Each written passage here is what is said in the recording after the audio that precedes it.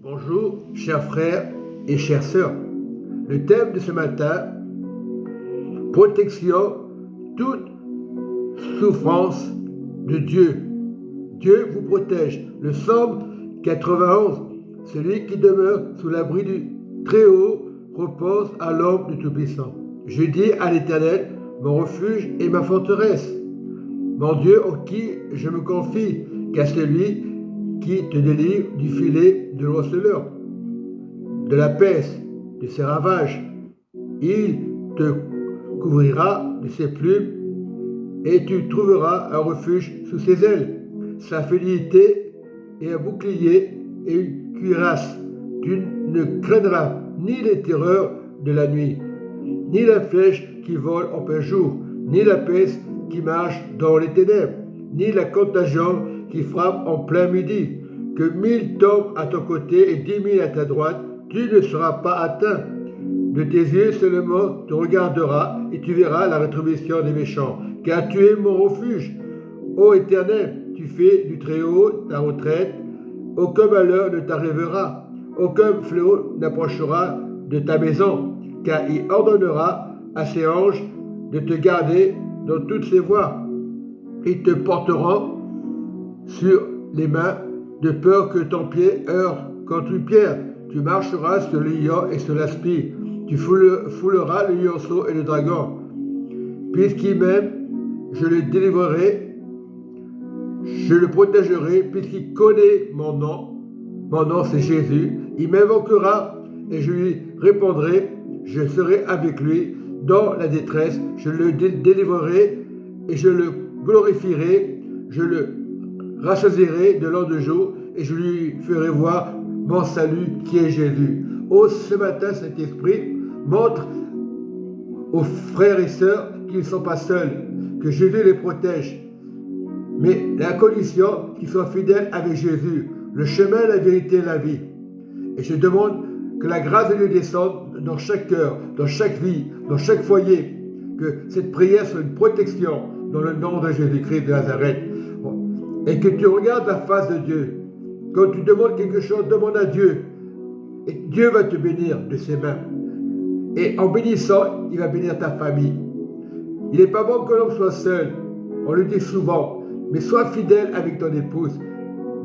Ne va pas ni à droite ni à gauche. Quels que soient les problèmes, les difficultés, les épreuves. Dieu est là dans l'épreuve. Tu peux avoir une grave épreuve. Tu peux être malade. Dieu est là. Il te soutient. Le Seigneur a la solution de nous guérir. C'est lui la solution.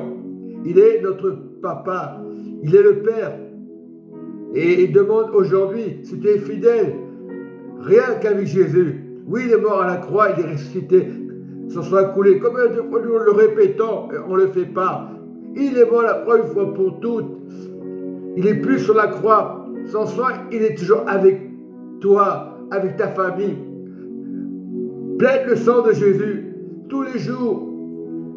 Pleine le sang de Jésus, ne cherche pas à comprendre. L'ennemi ne peut pas te toucher. Il fait peur. Il met les gens dans la fornication, dans l'impudicité, l'ivrognerie, les habitudes. Mais le Seigneur te regarde de là-haut. Grâce à Jésus, parce qu'il était Dieu, il est mort à la croix pour toi, pour l'humanité. Le sang est coulé, ce n'est pas le sang de vampire. Quand tu leur dis aux chrétiens, ils vont dire tout est accompli, ils n'ont pas compris. Parce que quand tu leur parles du sang de Jésus, ils comprennent autre chose dans leur tête. Ils sont stupides. Mais Dieu n'est pas stupide. Le sang ne le voit pas. Il y en a qui sont dans les maisons, sont seuls, ils ont leur raison, l'orgueil. Ils sont remplis d'orgueil petit à petit. Parce qu'ils ne veulent pas recevoir les autres frères et sœurs. Ils diront, ah, j'ai Jésus. C'est de l'orgueil. Lorsque tu t'approches du temple de Dieu, Pierre et Jean allaient tous les jours au temple, assidus, ils rentraient dans le temple. Il y avait des personnes, ils priaient ensemble. Ils n'étaient pas seuls. Il n'est pas bon que l'homme soit seul. Il n'est pas bon que dans la prière tu es seul, ce n'est pas possible. Dieu a donné la vie à l'humanité, 8 milliards sur la terre, on n'est pas seul. Mais Dieu te dit, tu es venu pour louer le Seigneur. Mais ceux qui ne louent pas le Seigneur, ils sont inconscients. Ils disent à pour se débarrasser parce qu'ils ne veulent pas prier. Ce sont des feignants, des fainéants.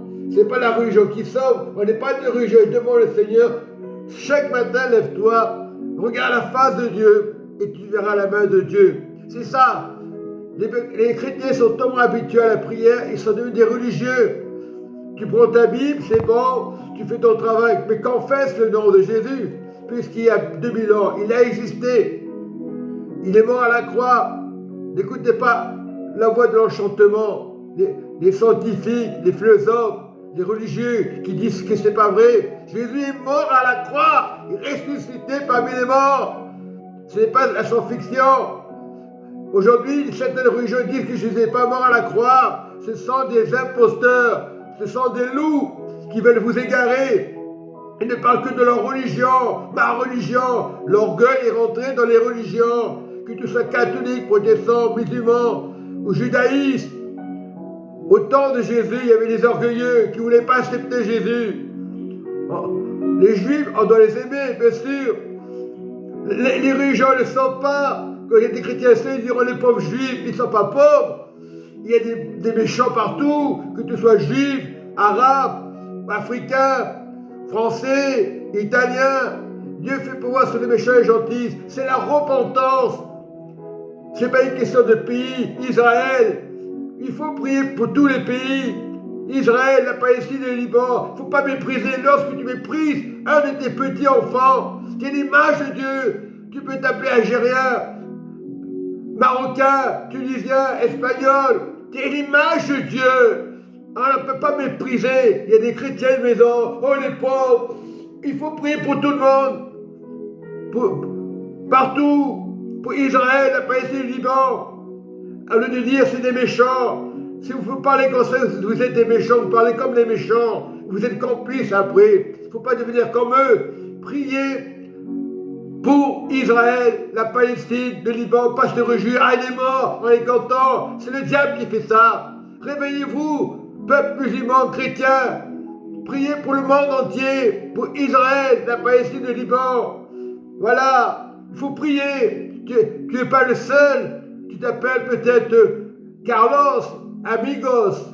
Ou je te dis, Amigos. Tu t'appelles, je sais pas, Dupont. Amigos, Dupont. Prie le Seigneur. Tu t'appelles Richard. Prie le Seigneur.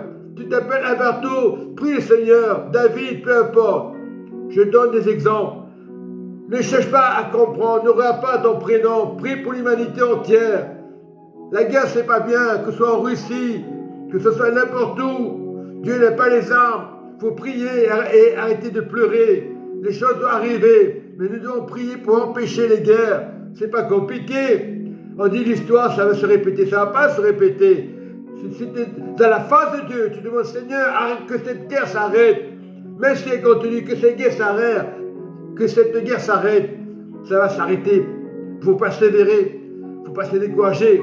La Bible est la vérité, mais il faut savoir l'interpréter. Il y a beaucoup de pasteurs sur les réseaux sociaux. Il est comme toi, le pasteur qui prêche. En ce moment, on n'entend que lui. Il est comme toi, il a vécu les mêmes problèmes, les mêmes difficultés. Peut-être la gloire a grandi. Il y a eu ce temps-là que la gloire est grandie dans son ministère, dans les ministères. Prions pour les ministères. Au lieu de dire, ah, c'est des bâtiments, je ne vais pas aller dans les bâtiments. Tout ça, c'est dans la tête. Et à force d'être enfermé à la maison, on devient des orgueilleux. Est-ce qu'il est bien, le frère Manu? Est-ce qu'il est bien, le frère Richard n'est pas bien? Il peut faire des erreurs. Soyez bénis. Que Dieu vous bénisse. Soyez en paix. Jésus vous aime. C'est le principal. Mais persévérez dans la voie de Jésus.